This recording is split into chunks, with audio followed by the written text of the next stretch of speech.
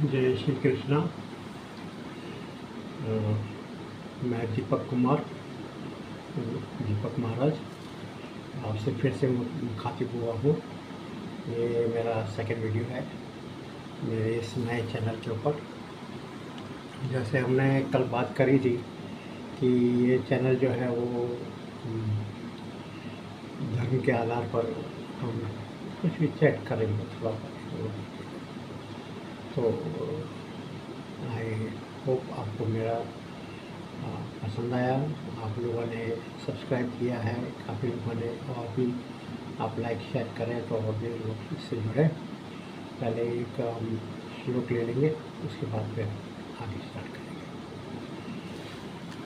चिंता संधान हंतारो यत्पादाम्बुजनेरव सियानान्ता निजाचार्यान् प्रणमामि मुहुर्मुहुः।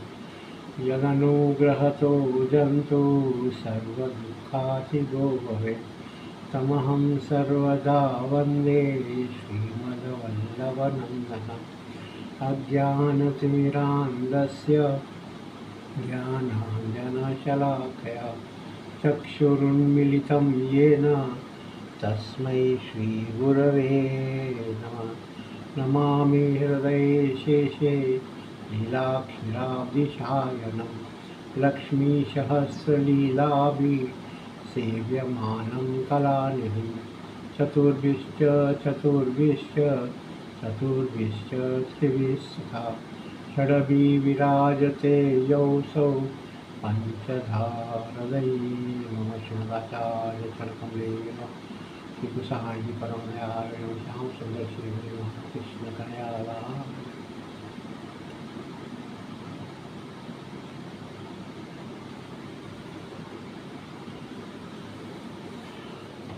जैसे हम कल बात कर रहे थे, कल बहुत बड़ा उत्सव था, रामनवमी थी, तो रामचंद्र जी के ऊपर थोड़ा सा बात करते हैं। हमारे यहाँ वेदों में 12 प्रमुख अवतार श्री हरि विष्णु के माने गए हैं। उसमें से श्री राम अवतार जो कि सूर्य वंश के अंदर हुआ है, सूर्य कुल में हुआ है, जो कुल जो अज और भगीरथ और यहाँ से होता हुआ दशरथ और दशरथ के पुत्र श्री राम वे हैं। तो ऐसे श्री हरि विष्णु जो श्री राम के रूप में, मनुष्य रूप में, मर्यादा पुरुषोत्तम के रूप में पृथ्वी पर अवतरित हुए कौशल्या और दशरथ के यहाँ। ऐसे जो श्री राम हैं, उनका जो नाम है राम, राम यानी रमयति इति रामः, जो सब में रमण करता हो उसे राम कहते हैं। जो कण कण में विराजमान हो, जो कण कण में विराजमान होके रमण करता हो। विराजमान तो प्रभु हैं ही, कहते हैं ना, God is omni present, he is everywhere, पर सब जगह रमण नहीं कर रहा, वो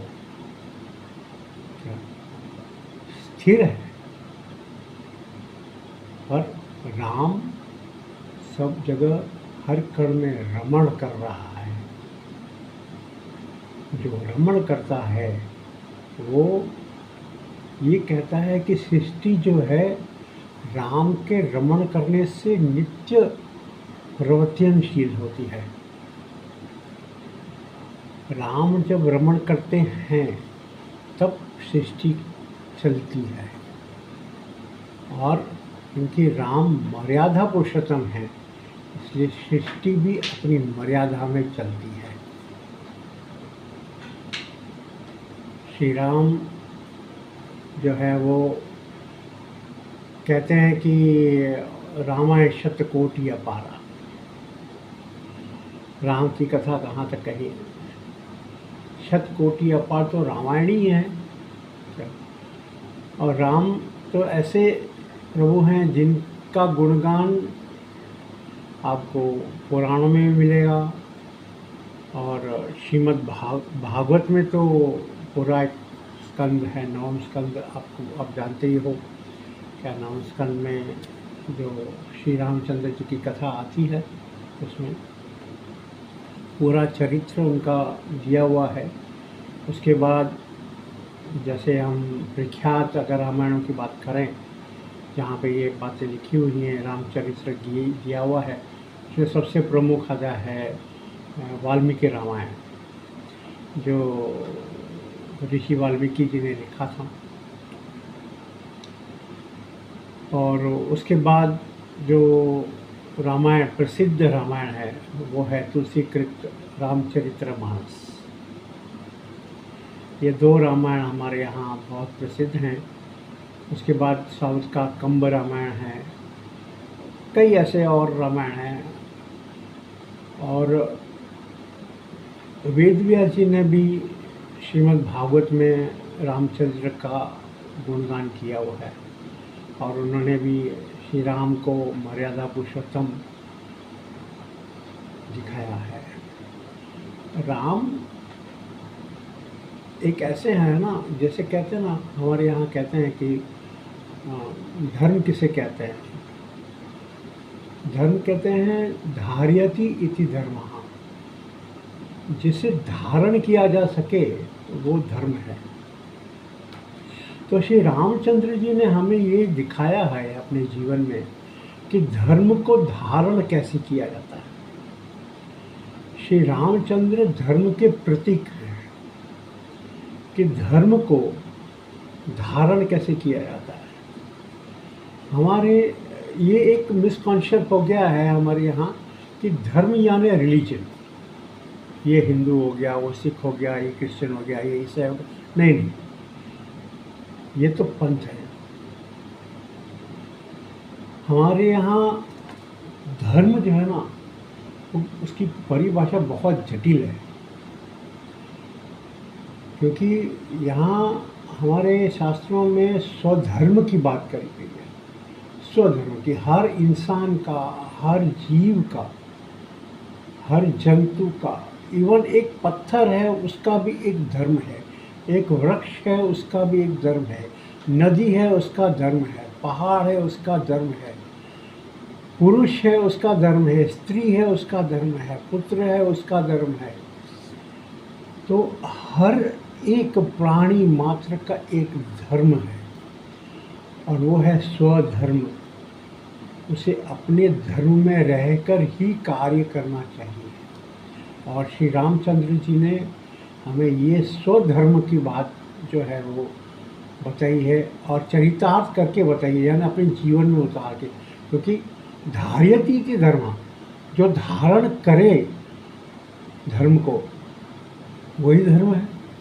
तो रामचंद्र जी ने धर्म धारण किया। कैसे धारण किया? वो पुत्र बने, तो वो तो तीन माताएं उनकी, तीन माताएं, कौशल्या, कैकेयी, सुमित्रा, तीन माताएं, तीनों को एक जैसा प्यार दिया। ऋषि के कहने पर उनके साथ चले गए, विश्वामित्र के साथ, ठीक है ना।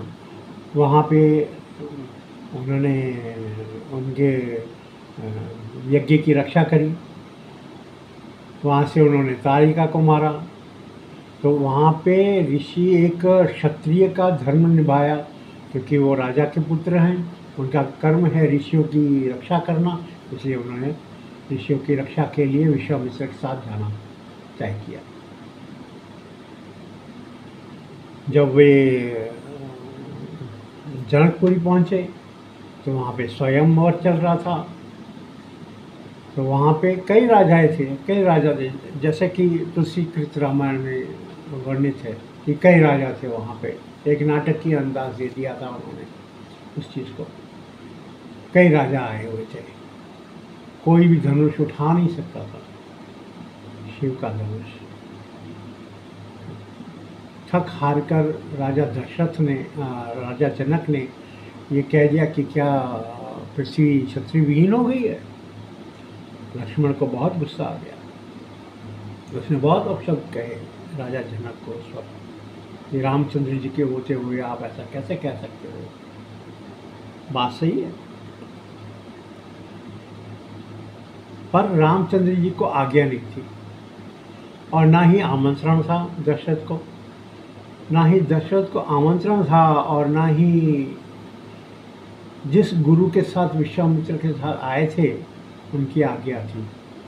तो वो अपने धर्म में बंधे हुए थे, वो चुप करके बैठे थे, बिल्कुल शांत, सौम्य स्वभाव, एकदम बिल्कुल शांत बैठे थे। तब विश्वामित्र के कहने पर रामचंद्र जी ने उस धनुष को उठा के नीचे चढ़ा के तोड़ दिया। सही है ना? यहाँ भी उन्होंने धर्म की बात करी। अपने गुरु जिनके अंडर वो आए हैं, जब तक उनकी आज्ञा नहीं हुई तब तक वो वहाँ से नहीं उठे, तब तक बैठे थे, देख रहे थे क्या चल रहा है। तो हमें भी इसी तरह से, अगर हम स्कूल में हैं तो जब तक हमारे टीचर हमको कुछ न कहें ऐसे करो, वैसे हमको नहीं करना चाहिए, और जैसे वे कहें वैसे ही करना चाहिए, क्योंकि हम गुरुकुल में हैं। तो गुरुकुल की एक मर्यादा है, कुल गुरु की एक मर्यादा है।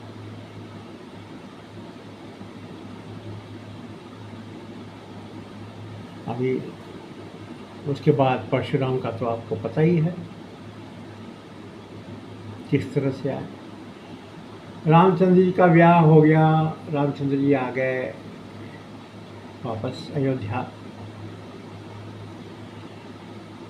और राजा दशरथ ने विचार किया कि इनका अभी राज्याभिषेक कर दिया जाए, राजा बना दिया जाए रामचंद्र जी को।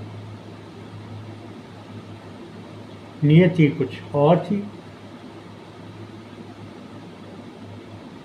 तो कैकेयी ने अपने वर मांग लिए और रामचंद्र जी को 14 साल का वनवास हो गया। अब यहाँ पे धर्म देखो, रामचंद्र जी कैसे धर्म को धारण करते हैं। माता कैकेयी सौतेली माँ है, पर राजा राम ने सौतेला व्यवहार नहीं किया था अपनी माँ के साथ।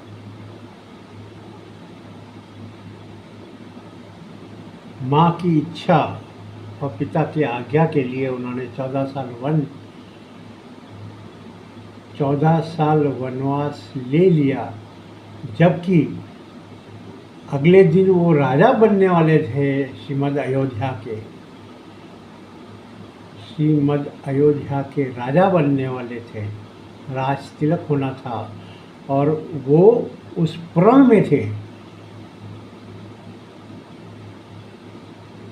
क्योंकि वशिष्ठ ने उन्हें आके एक दिन उपवास करने का कह दिया था,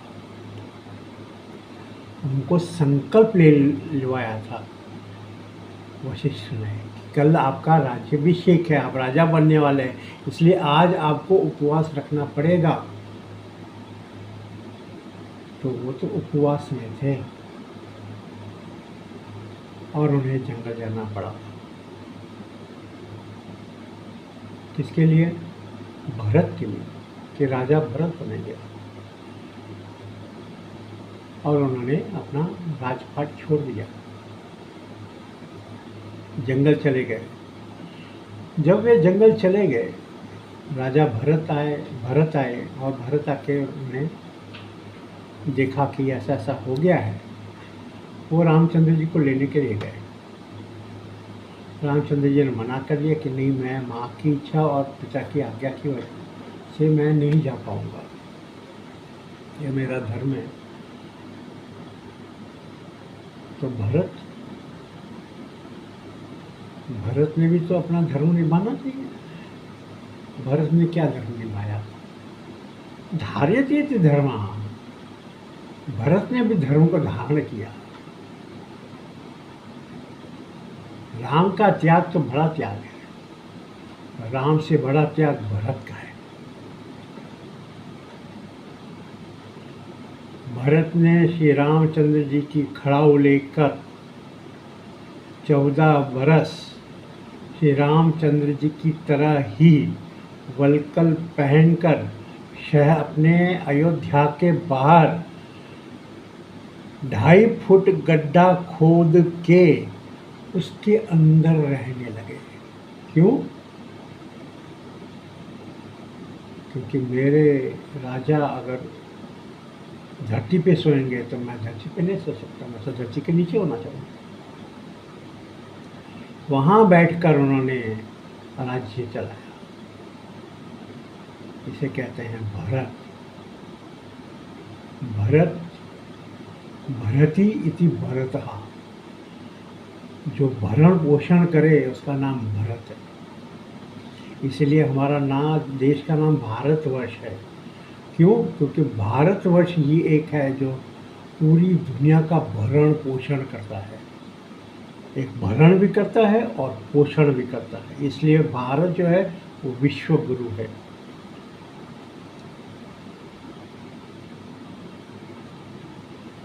इस तरह राम आगे गए, दंडकारण्य में दैत्यों को मारा, आगे सीता का हरण हो गया, लंका पहुँचे। लंका से पहले वो कहाँ पहुँचे? बाली को मारा। अब यहाँ धर्म देखो, धार्यति इति धर्म, रामचंद्र ने धर्म कैसे धारण किया।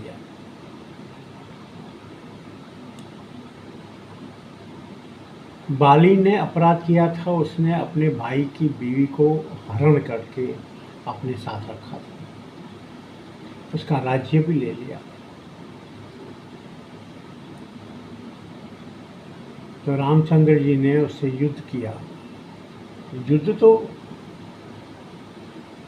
बाली और उसके बीच में, भाई के बीच में बस गया। रामचंद्र जी ने तीर चलाया और बाली मरा।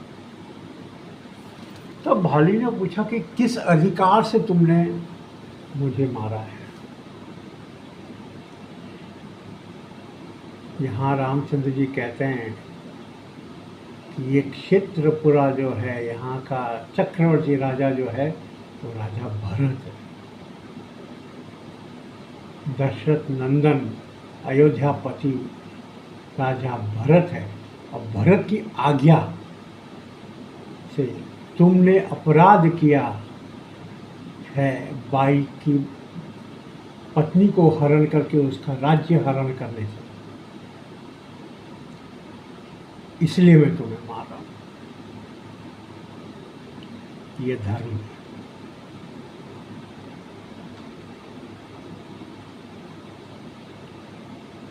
तो हम इंसानों को रामचंद्र जी ये सिखा रहे हैं कि धर्म क्या होता है, किस तरह से धर्म पे चलना चाहिए। राजा राम ही हमें सिखाते हैं। बस यही कहना था। एक दिन मैंने सुनी है ये बातें कि पार्वती जी विष्णु सहस्त्र नाम का पाठ करें।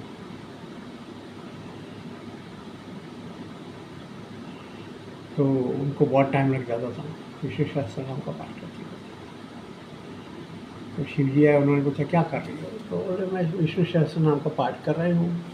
तो इस बोले कि तुम्हें तो बहुत टाइम लग जाता है इसमें। मुझे हाँ, टाइम तो लगता ही है। तो बोलते हैं मैं तुम्हें एक मंत्र देता हूँ, बस वो करो। राम राम रामेति तमे रामे मनोरमे सहस्र नाम तत्तुल्यम राम नाम वरानने। कि एक राम नाम करने से विष्णु सहस्त्र नाम का जो जप है, जो पाठ है, उसका फल मिल जाता है।